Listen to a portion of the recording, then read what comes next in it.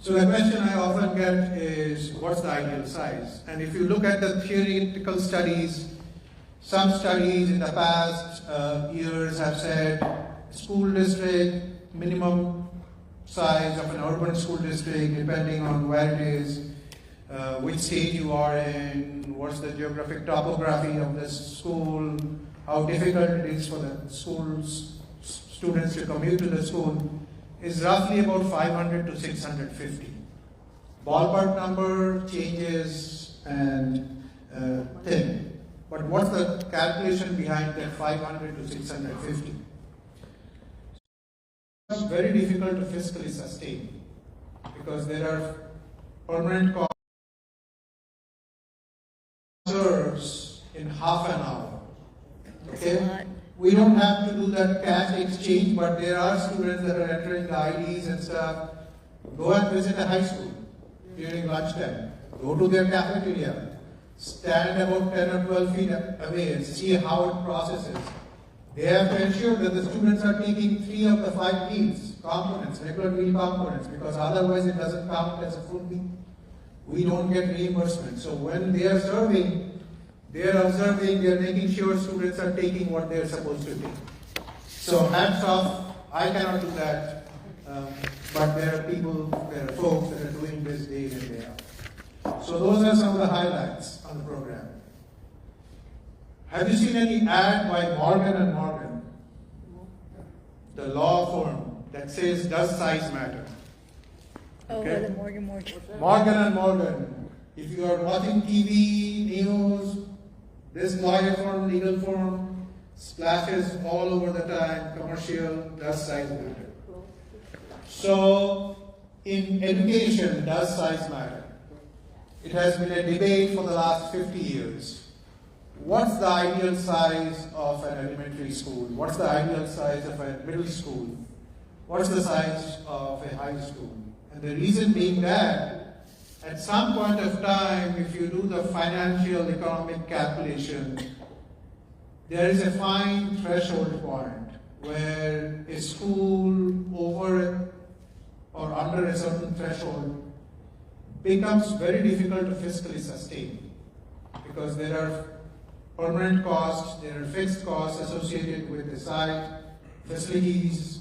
Every site has to have an administrator, office manager, office assistant.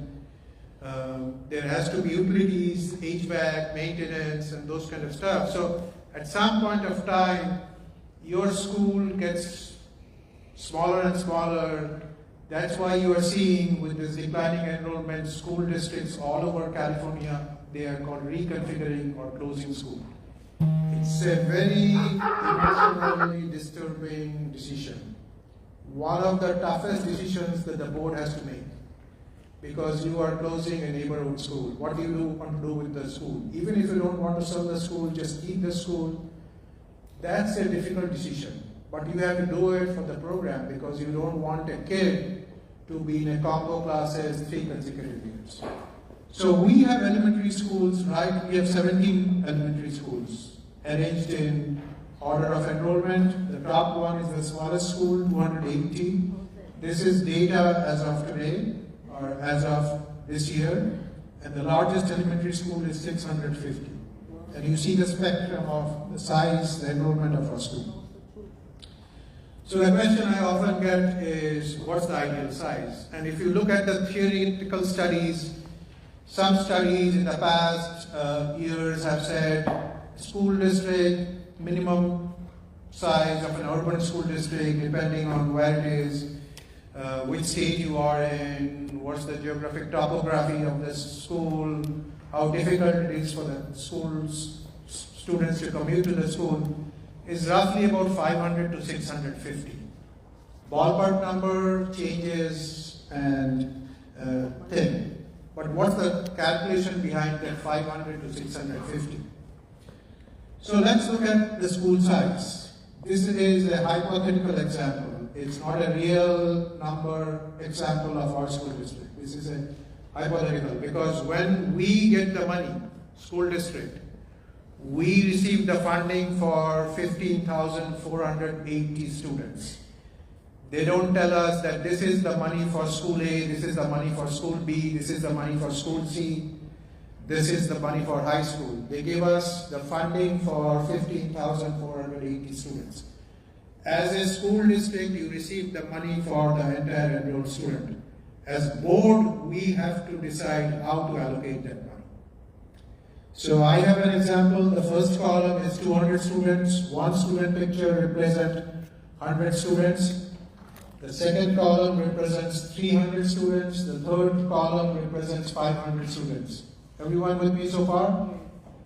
3 different high schools. The total revenue, if I just calculate the LCFF revenue and kind of hypothetical split, the first school receives about 2.47 million. Similarly, the third school based on the total enrollment of the school. That's the revenue. Now let's go down to the cost. The first cost that comes is the fixed facilities cost, and we have covered this extensively in our budget town hall session 2. If you have missed that session, you have the handouts that's available on our website that shows the calculation as to how the facilities cost. These are the maintenance, utilities, insurance costs of about $905,000. The site staffing cost, not associated with the classroom. These are the non-classroom staffing costs. Who are the folks? And we covered this in our middle school example in session 2. Principals, assistant principals, if needed for elementary school, the library media tech, the office manager, office assistant. For a middle school of our school district, it was 900,000, if you remember the town hall 2 meeting. For an elementary school, it's about 680,000, because we don't have an assistant principal. We don't have both office manager, office assistant, and all the staff.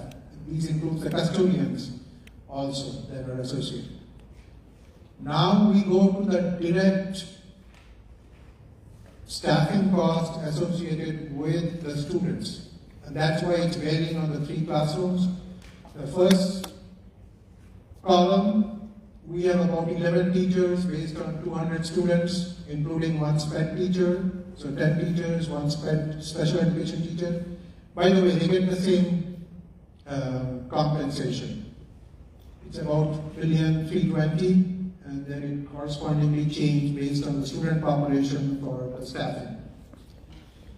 The row after that, and this includes the teachers and the IAs, are the student supplies. So remember, we have to provide the student with all the materials, textbook materials, licenses for the software, the laptops that they're using, with the consumables, with the day in and day out stuff that we provide. Some of them include the field trips, the required field trips. That's about $370,000. It's about $1,800 per student, $1,850. So if I just add the total cost, for the first school it's about $3.2 million, the second school is $3.9 million, the third school is about $5 million. Remember, this does not include the counseling. Okay, so there are additional counseling. Remember what I said after COVID. We are seeing significant students come to our school districts, across all school districts, with significant social emotional issues.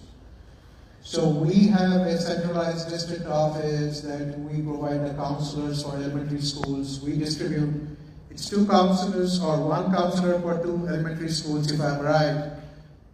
That cost does not include the counselor. So if you just look at the calculation, again, it's a theoretical calculations.